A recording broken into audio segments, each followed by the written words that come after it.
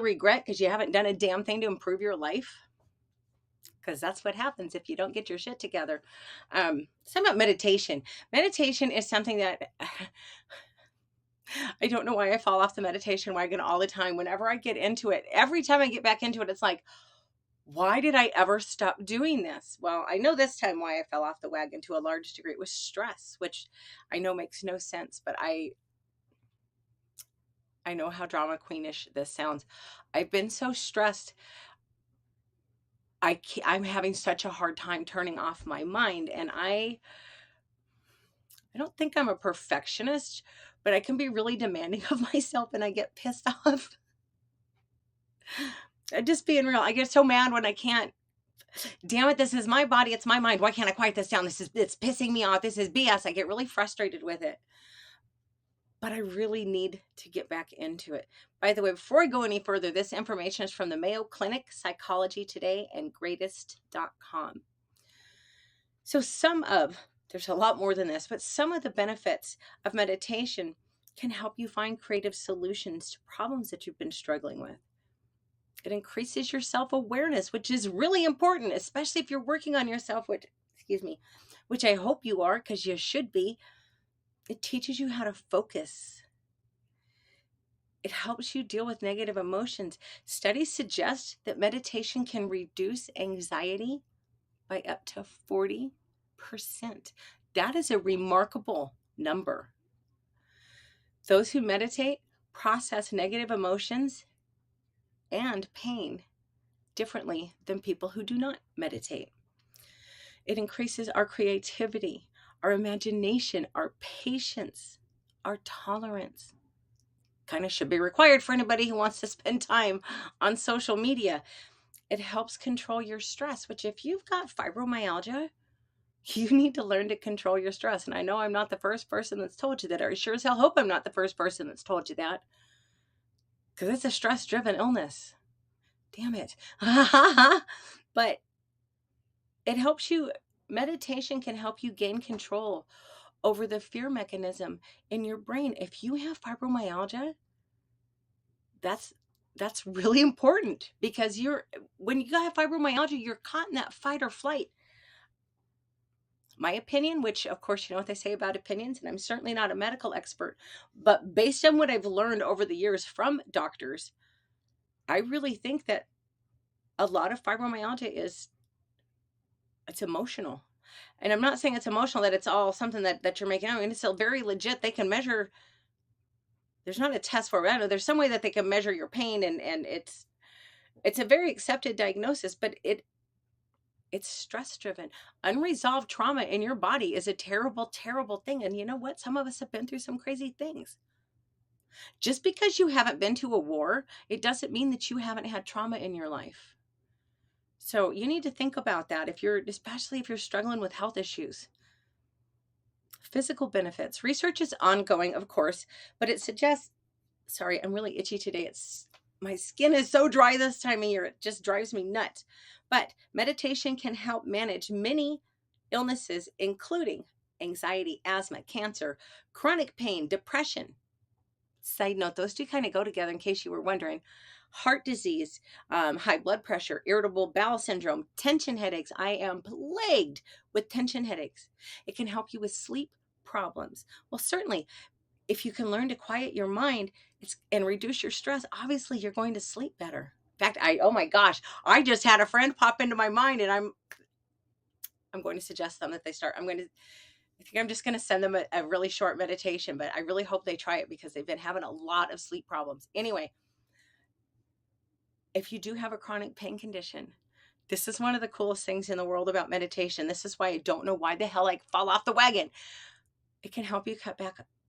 Excuse me. It can help you possibly cut back on your pain medication. Now, there's a time and a place for pain medication. Certainly, there's no point being a martyr. But you also don't really want to. I mean, if you can get by, or I shouldn't say you've got to deal with this how you see fit. But for me, I don't want to spend my time. I am very sensitive to pain meds. I don't want to be high like that all the time. I don't like the feeling that they give me. So being able to cut back on pain meds is significant. And gosh damn, I wish I had remembered that when I stopped meditating, because if you follow me on Twitter, I've been really struggling because in Alaska, they've made it so crazy damn hard to get pain medication. The same clinic that used to dispense Vicodin to me like they were freaking Pez candy. And yes, I used dispense on purpose, but they had no problem for years just stuffing me full of drugs. And now that I finally said, no, I'm not doing this anymore. And now that I only want them occasionally, they're like, no, it's really frustrating. It pisses me off, but it is what it is. But that's all the more reason why I need to get back to regular meditation.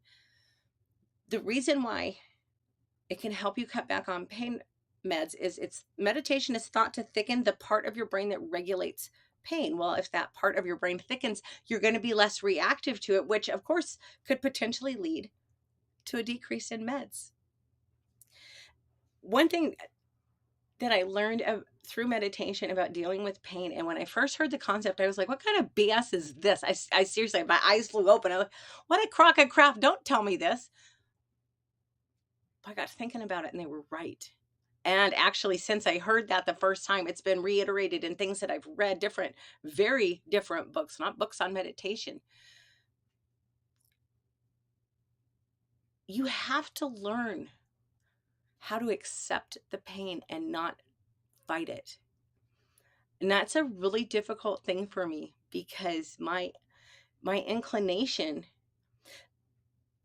I let my illness beat me down for a long time. And it's funny because really, relatively speaking, I was a hell of a lot healthier at that point because I didn't have all the thyroid and adrenal and every other hormone just about.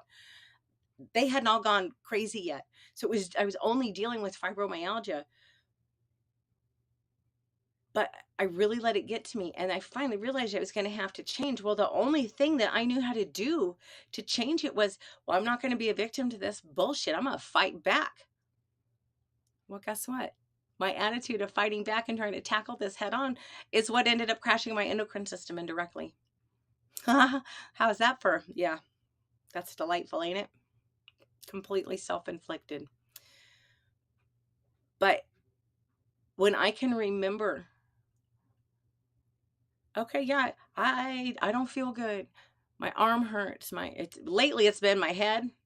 I always have headaches. Honestly, it's kind of obnoxious, but it's been my head, my shoulder mostly. Oh man, I don't feel good. And instead of trying to just bowl my way through it, like screw it, I'm gonna put it in the back of my head. I'm not even gonna think about it because I got shit to do. Because that's my attitude. I need to just observe it. Okay, this is where we're at right now. And accept it, and not try to fight back against it, but just accept it. And I'm not very good at that. I need to meditate more so I can practice doing that because it's really cool when I can do it. But it makes a tremendous difference. It takes away a lot of the stress, a lot of the anxiety that comes with being in pain all the time. Some additional benefits of meditation: it has a really positive impact on eating disorders, particularly binge and emotional eating. Binge eating is, I kind of think they're the same thing. And I say that as someone who's been dealing with it since I was a very young child. Meditation's good for your sex life. No, truly, it is.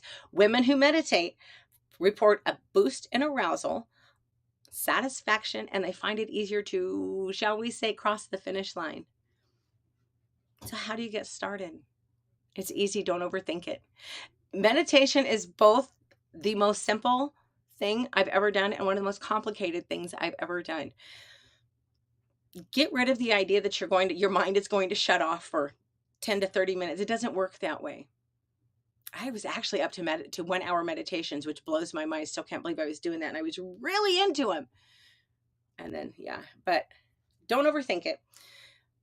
A good way to get started, honestly, is go on YouTube and just look around. Find something that resonates with you because you're a different person than I am. But a good way to get started is to just sit or lay somewhere quietly. Turn your phone off so it doesn't buzz. Set a timer if you're just starting, honestly, I wouldn't do more than 5 or 10 minutes. And just set a timer and just sit or lay there quietly and focus on your breath. That's it. It's that simple. And it's that complicated because your mind is going to wander. And when your mind wanders, it's okay. It's no big deal. Just notice that, oh, wow, I'm way off the breath here. And just return your attention to your breathing. Now, when I first started, I found it really helpful. I needed a little more of an anchor than just the breath. So I would just count. I would inhale for 4 and exhale for 4, whatever number I chose that day. That would keep me a little more anchored than just focusing on the breath. But again, if your mind wanders, it's no biggie. It happens to most people. Just very calmly, you notice it and you know, okay, and then refocus. That focus is what you're trying to learn. So of course it's going to, especially when you first getting started, of course that's going to happen. There's body scan meditations. I used to hate these. And I got to tell you, depending on my pain level, if it's a high pain day, I don't like body scan meditations. But with the body scan meditation, I have no idea. I don't know if y'all can hear that. I don't know if that's fire or police because I don't know my sirens, but something's going on out there. Body scans. So you sit or lay somewhere quietly and you just start running through your body head to toe. Just how does the top of your head feel? How does the back of your head feel? How do your temples feel? And just work your way down and just notice, oh crap, my shoulder hurts. Okay, so your shoulder hurts. I know this sounds crazy, but I'm telling you, it works. This stuff's been around for a hell of a long time because it works. This sounds so crazy. I always feel like a weirdo when I say this, but I'm telling you, it takes a little practice, but it works. Okay, my left shoulder hurts because that's where most of my problems are. So when I get to that, my body scan, I stop and I think about my left shoulder. I don't think about the pain, but I think about the muscle fibers. This is just how I do it. I think about the muscle fibers being tight, and then I think about breathing into them and feeling them expand. And I swear it works. It really does. I can even do it with my legs, as weird as that sounds. Walking meditations are fantastic. Turn off the music, go outside, and be present. Focus on what you see. What kind of landscape are you looking at? Are you in a city? Are you out in the country? Are you seeing trees? Are you seeing snow? Are you seeing cars? Are you seeing buildings? What does the air feel like on your skin? Is it cool? Are you somewhere humid? Are you somewhere dry? Is the sun warm on your skin? Is there a gentle breeze blowing? Is there a hard wind blowing? The more detail you can tune into, the more focused and present you are. And that's what you're going for. You'll get kind of lost in it. Excuse me. Mantra meditation. Find a word or a phrase that means something to you. If it's a phrase, keep it pretty short. And just inhale slowly. And before you exhale, say your mantra. Brendan Burchard has a great one, the release meditation technique. Real basic. He inhales, he says release, and he exhales. Pray. Well, actually, I'm going to disagree with this. The quote is, prayer is the best known and most widely practiced example of meditation. And I used to believe that, and it's still true to a degree, but in my opinion, which you know what they say about opinions, and nobody send me angry tweets because I just don't care. This is just my opinion. Prayer is when you're talking to God. There's a quote about that too. Prayer is talking to God. Meditation is listening. Prayer is a type of meditation, yes, but you need to remember to leave time. You can't ask God to answer your prayers and then never take the time to listen. I have a great quote about that, actually, from my friend Jennifer Graham. I don't know if you guys saw me the other night. I seriously have sticky notes all over my little desk here. That's the wrong one. If you don't listen, you won't hear him. And I know that sounds really simplistic, but if you're trying to connect with God, yeah, you got to talk to him, but you got to remember conversations are a two-way street. You got to shut your mouth and just listen. Anyway, I'm not a theologian by any stretch of imagination, and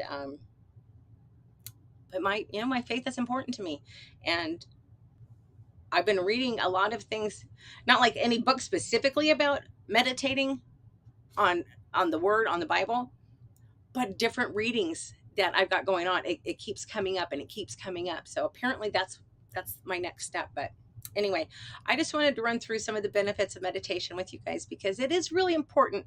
It's something that I have a girlfriend who teaches high school. Can't even imagine turning my back on a bunch of teenagers like that, on a room full of them. But she has, since they've gone back after the pandemic, she has her kids, every class that comes through her room, they meditate briefly every class period. And she's like, this is awesome for me because I get to meditate several times a day. But she says she can see a huge difference in the kids' behavior, and even the kids are telling her how much they appreciate and value that time. So obviously it's doing something. Anyway, look, if you want to get started with meditation, I'm far from an expert, but I'd be more than happy to help you with some resources that have been very beneficial to me. So drop me a line on Twitter at Alaskan Courtney. I try to be very responsive. Do I have anything else? I don't think I have anything else. So you guys have a great night. I will be back Friday. Gosh damn, I had to think about that. I will be back Friday.